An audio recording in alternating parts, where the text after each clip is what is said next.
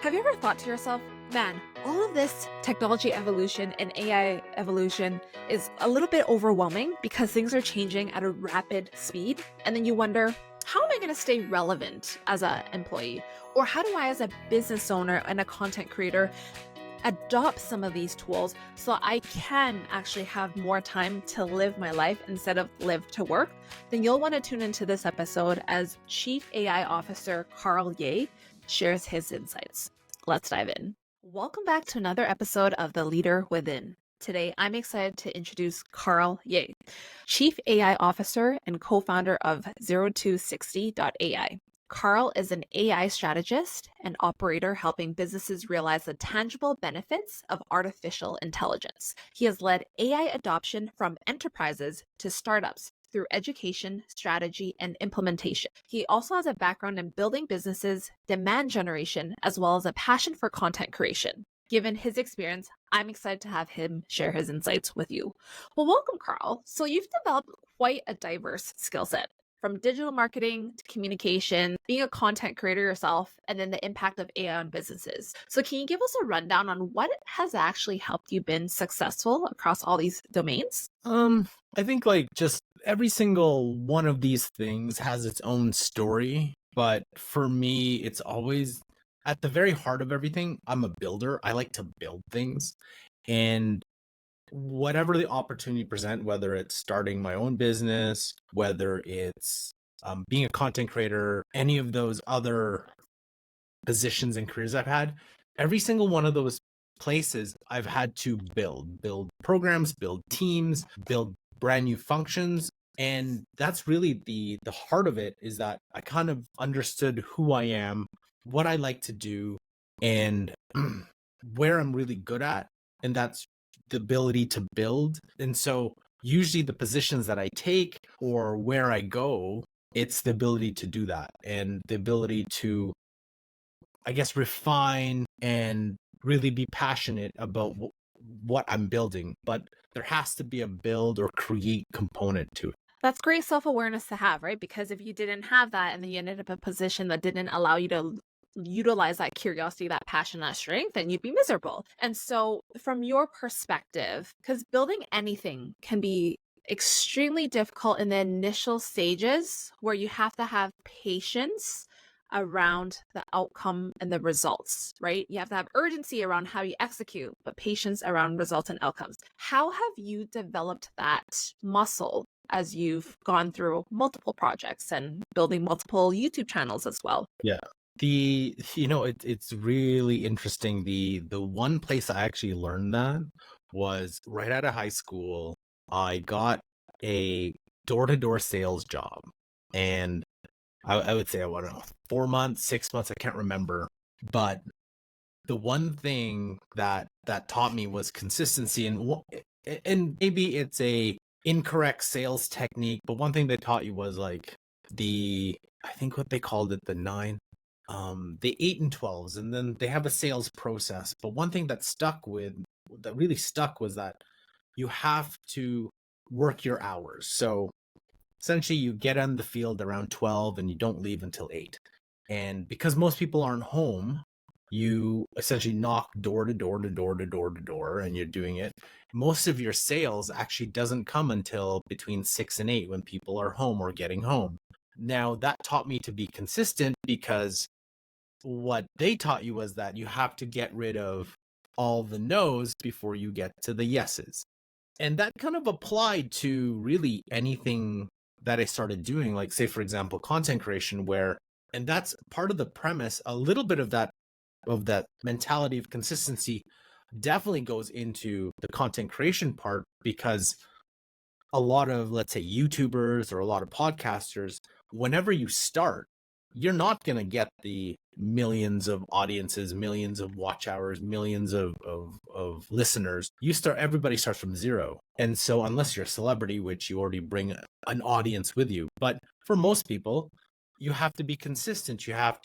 And from a content creation perspective, usually your first 20 episodes are not for your audience. It's for you. It's for you to develop your tone of voice, your machine of how you're going to produce all these things.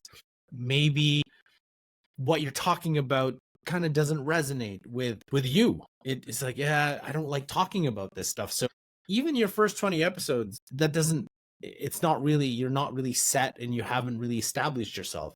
So when you're creating, usually my advice would be do at minimum 100. Like that is your goal, is to get through 100 episodes. And no matter what your audience size is, no matter what your engagement level, aim for 100. And for every single business that has reached 100, they have had a successful show. Any business that has gone below 50, that program has never succeeded. So I think that consistency part is the biggest part of everything there, whether it's a marketing campaign, whether it's content, whether it's building a business. You have to show up day in, day out. And sometimes just being present consistently is the path to success, because a lot of people can't be there on a consistent basis or don't want to be there. So data has no emotions, but we as creators, builders do. So for you, how have you managed the emotions along the way of being consistent? Right? Because I'm sure there are days potentially where you're just like, F, like, is this even worth it anymore? Or like the stats aren't just speaking for itself. Like, what do I need to do? And then you might get into analysis paralysis. Mhm. So how have you managed through all of that? A little bit of stubborn headedness, and just the advice that you got from all the previous creators before you, like some of the YouTubers that I know, some of the big like content marketers that I know, every single one of them, their most successful programs were nothing. Anything you generate your first 10 episodes, 10 pieces of content, 20, 30, all the stories were, I got nothing. Like it took me a year and I wasn't very good at it and I didn't know what I was doing, but it took me a year, 2 years, sometimes 3, 4 years to really understand how to build that audience. And think of it this way. Let's say at the beginning of when you're creating content and you automatically get 1 million subscribers. Let's say you're on your YouTube channel. As a new creator, you will have no clue how to actually engage, interact, and create content that would keep that million subscribers tuned in. You are at the very beginning of your journey. So while people aspire to the million, you need to go through that journey to pivot, change, find the failures, but go through the journey to reach that 1 million subscribers. And you can read all the books, you can take all the courses, but unless you go through it like personally, you won't know. And I think that's what separates a lot of creators from each other, is that, oh, I want my show to look like this person or this person or this person. But what you're seeing at the very beginning is what they are and the journey they took to get there, like their current state. No one ever goes back and sees, oh, what did this person look like when they first recorded? Because I guarantee you, everybody looks the same. Awkward, it's not very good, like poor lighting, audio, everything's just kind of just it didn't work out. But you can take that with content creation, you can take that with business, you can take that with anything. When you're trying to compare yourself to an established business, well, but you haven't done the path to get there, or you're just starting out. So my recommendation always is, hey, look at where all these things started, not where they are today, because you can't compare yourself to another company that has gone through their own journey. And every business, every person, every content creator has gone through their own journey or needs to go through their own journey. And that's why it's so hard to say, well, my channel isn't working. Like, you haven't gone through your own journey yet. And each content program is its own journey that is so unique to it. What a great reminder of just being really careful at how you are comparing yourself depending on your context versus someone else's context. And speaking of going through the journey, I know you've worked for a variety of well-known companies and now you have your own as well. What would you say are attributes of leaders or mentors who have played a key role in your success? Whether they had the attributes where you're like, I want to adopt that one day, or you're like, I never ever want to be able to have that trait. Yeah. I think that the most key thing that I see with like the leaders that I've worked with or the leaders that I aspire to be is I think the ability of or the concept of servant leadership, where you as a leader, you have to have the mindset is your goal is to empower your team. Yeah, you still need to meet your objectives. Yeah, you still need to meet your business goals and so on. But your goal is to ensure that your team is at their best capacity, their best selves to perform at their best. And I think what sometimes we miss out is that like these people have each their own motivations, their needs, their desires, their pains. They're human like everybody, like everyone is. And so as a leader, to me, your goal is to empower that person, remove any obstacles in their way, and help them achieve their goal, not just for their job, but in their career. Because even I think we're in an age where like most people aren't going to stick with the same position for more than 3 years, 4 years, right? Some people do, but a lot of people, they're moving on. In younger generations, even more so, right? It's like they'll job hop, they'll care. So while they're there, why don't you get the best out of them by ensuring they are their best selves, and then also ensuring that they are leveling themselves up to help them get to their path. And maybe even if their path isn't set or they don't know, help them try to find that path and help them level themselves up while at the same time meeting your business goals and objectives too.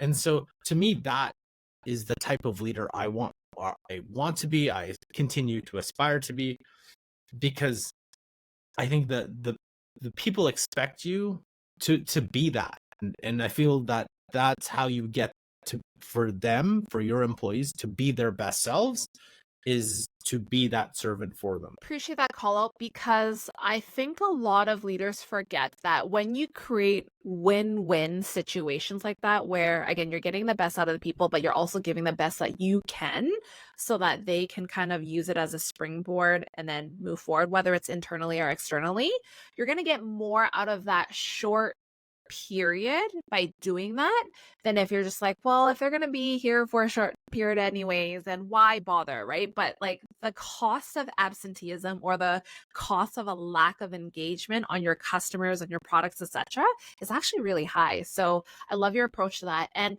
when it comes to your zone of expertise, right, it's AI and business. So when it comes to developing AI leadership, what does that actually look like in comparison to maybe someone who's less focused on how they can adopt and utilize AI within the workforce? And I think we're in the space right now in terms of AI where it's okay to say you don't know, because this is one of the technologies that is progressing in a way that we've probably never seen before, right? So let's think about the iPhone. The iPhone, when it first came out, when Steve Jobs unveiled it, to where the iPhone is now. We've had 2 decades and more to really understand, adopt the technology, use it. But imagine compressing that into 2 decades and more to say a year and a half. That is what we're looking at. So there is absolutely no one who can adopt it that fast unless you're in the space. And even people who are in the space consuming all that information building, it's too much of a fire hose to drink out of. And so when we talk about AI leadership, it's more about the encouragement of people to use it, encourage them, and not try to put restrictions per se, but more of the guidelines to make sure, hey, it's safe, responsible, ethical what you're doing. But it would be a detriment to prevent or try to put too much restrictions, because what I'm finding is that a lot of the AI actual tangible work and benefits is highly personalized to the person and to the team. So your AI use case could be so much different than mine, even though we're in the same space, in the same field, doing the same job, just because it helps me in a specific way that it may not help you in the same way, and you could be doing, and vice versa. So the ability to encourage testing, and part of AI leadership, though, and this is the tough part, is showcasing all the different ways that AI can help, not just ChatGPT, right? There's like AI automations, there's AI in video, translation, AI in digital assistants. There's advanced uses of large language models. There's going to be agents. So there's so many different components of it. And I think that's where, from an AI leadership, I would have to be in the space, have a good understanding of all the different areas, and then encourage people to explore and try. Really great golden nuggets. And a thought that just came to mind is when you kind of alluded to the ethics and the privacy aspect of it, right? So if you are going to coach a leader and say, hey, like, you know what, maybe these are some best practices that you can help inform your team about when they are going to use these different AI tools so that we're not sharing IP out there, right? What would you say is maybe 1 to 3 tips that you would offer in keeping the ethics and then the privacy Yeah. top of mind while utilizing these tools? And you touched on it right away, right? The data. Like, where is the data? And it's super easy to accidentally put in some information of, let's say, a client into whatever tool you're using, and then realizing it post after the fact. I think understanding personal information data would be the first one. There's a rule that part of the community that I'm in is the Reddit rule. Anything that you put into a large language model, would you be comfortable putting it into a Reddit or a subreddit and making it public? So if you are uncomfortable or it gives you pause, you probably don't want to include that information. So that would be the first Reddit rule. The second piece is, especially if you're in a company, understanding how the company could use it and how could you use it and the impacts. So I'll give you a simple example. Let's say a company wanted to use digital avatars of, let's say, their CEO or one of the C-suite people. And usually this is the case because someone in the C-suite probably is super busy, doesn't have time to record every single video of, like, let's say an RFP or something personalized. So you make a digital avatar of that person. And that person's like, oh yeah, go ahead. It's going to be easy for me. I don't have to be on camera. It takes a lot of time. But if you really think about it, you've just given, doesn't matter if you're an executive or a junior employee, you've just given a company the ability to create something that can say things that you have never ever said before. And if you think about that further, that has a lot of different implications. So that's from the personal side. From the company side, it's also about, hey, what are you liable for? What kind of permissions are you looking at? And then if that person leaves, do we get to keep using that avatar? If it's popular, do we delete it? Like, no one has any clue about that type of scenario, but you can see how easy that is. That can be easily done. And then also, we've all seen emails that go out and then you get a follow-up. Oh, sorry, we sent that email in error. You can't really do that with the digital avatar. You can't have one avatar say one thing and then another avatar saying, oh, the previous avatar, that doesn't count. Like, I actually made a mistake. This doesn't work that way. So these are the kind of examples that, you can't really account for, but it's important then to have some sort of guiding document, policy, use or governance in your organization that at least gives a broad understanding. And even if you put the onus on the employee from the business side, you're making people think before they actually do.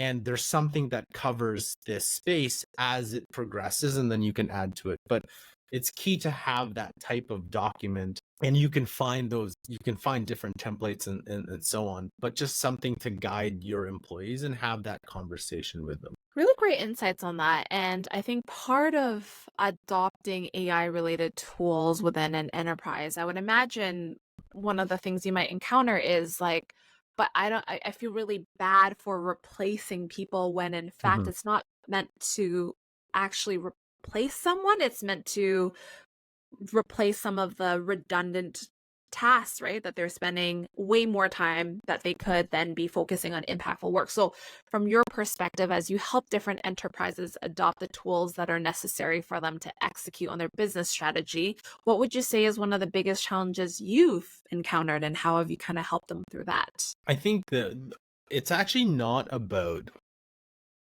the specific use case. And yes, there is fear of, oh, will it take my job? But as it stands, the current models, and you could argue, let's say, writers, maybe script writers, there may be an argument, but the outputs, even with the highest models, with GPT-4 Turbo, with Claude 3, although that's getting really good, at Gemini Advanced, you're still hitting that kind of, it's not perfect enough to replicate exactly what people are doing.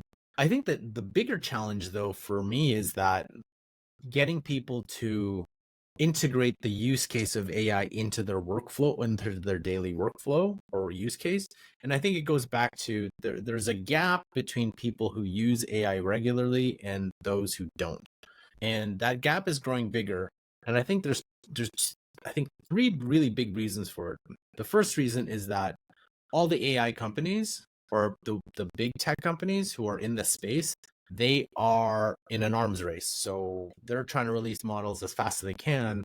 Microsoft, Meta, so on, OpenAI, but they don't actually give any proper training for people to use it. So they release something, there's not very much training, but then they release something that's better than that, then better than that, then better than that, then better than that.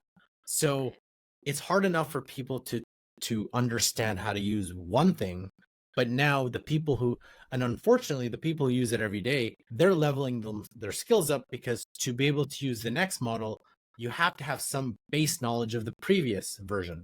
And then that's just continuing versus people who are using it infrequently. So there's that gap. And then the second part is that content creators, just because of how social algorithms work, you want to create things that people engage with. Well, the things that people engage with are latest tools and kind of the hyperbole and, oh, AI is going to replace this person, this industry, this profession. So you kind of get the hype cycle. Then no one's creating content to actually real tangible business use cases for AI, because it's really boring.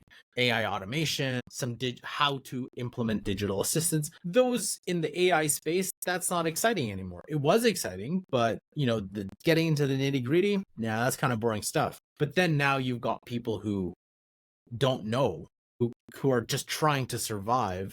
And then I've got a couple requests from people who use, like, quite a lot of requests from people who have bought Microsoft Copilot Studio. They're like, hey, can you help me implement this? And I'm like, this was just published like a month or two ago. Like, I don't have the skill set to do this. So isn't Microsoft helping you? And we're like, nah, not really. Give us a bunch of like websites that I kind of read, but we actually need help to implement. So, but that's happening across the board. So you have this gap. You have tech that is progressing at a super fast rate. And so now you've got, to be honest, real people being left behind. And, the next model that's coming, is the reasoning is apparently supposed to be even much better. There could be a real true danger of, like, before anyone knows it, hold on a second, this thing can actually do my job, or this thing can actually, like, and what's really unfortunate is that, as business leaders, and I've talked to a lot of them, once they realize, wait, it can do this, the question that comes out all the time, half joking or serious, can I reduce my headcount with this?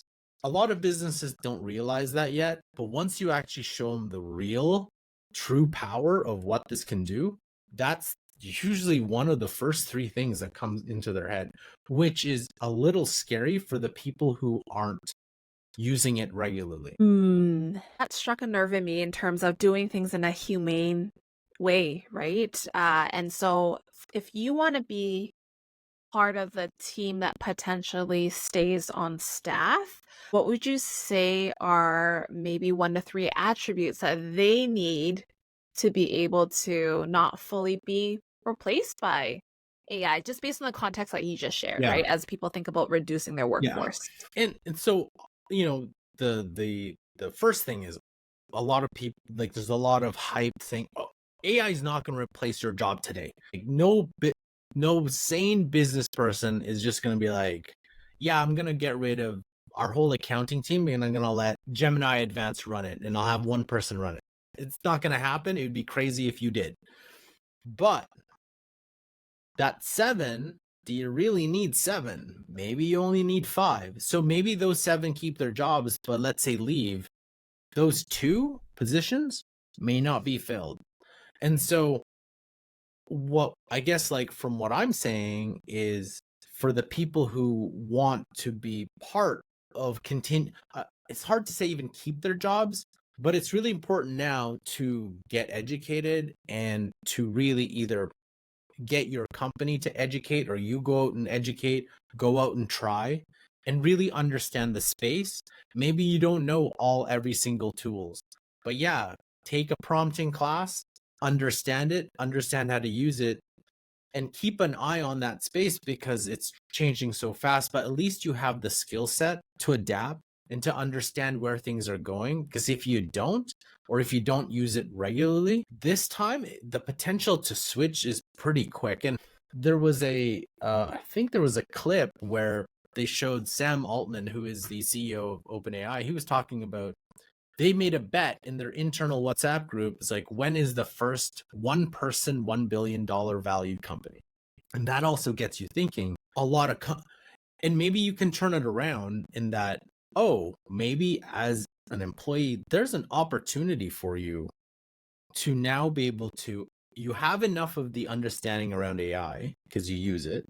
Maybe it's now time to leverage AI and go off and maybe try to become an entrepreneur or use it in a way that isn't just about tasks, but actually as an advisor. And as the models get better with that higher level of reasoning, then you can use it. Hey, why don't I create my own company or try something or do a couple side hustles with AI?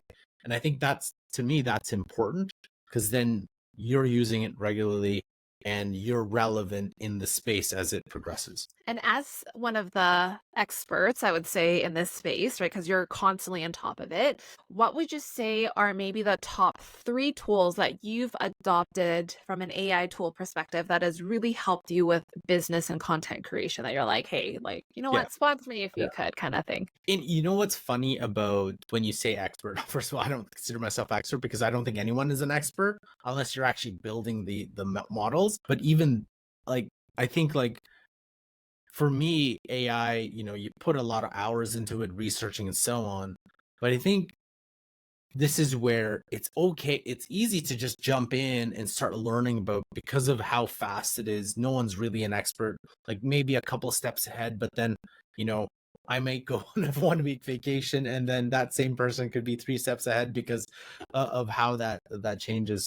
It's a rapid space. But in terms of tools, like the tools that I love using, the first one is an AI tool called Respell. A lot of people don't know about it, but it's an AI automation tool where you can do things. Like, one example is content for content creation.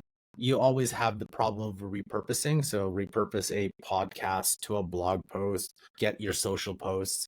So what this tool does is I can just drag and drop the audio clip of my show into a folder, and then in about a minute or 2 or 3, I get YouTube descriptions, social posts, blog posts, and it's all there without having to do really anything. And it took about, what, 2-3 hours to set up to make sure the outputs are exactly how I want it.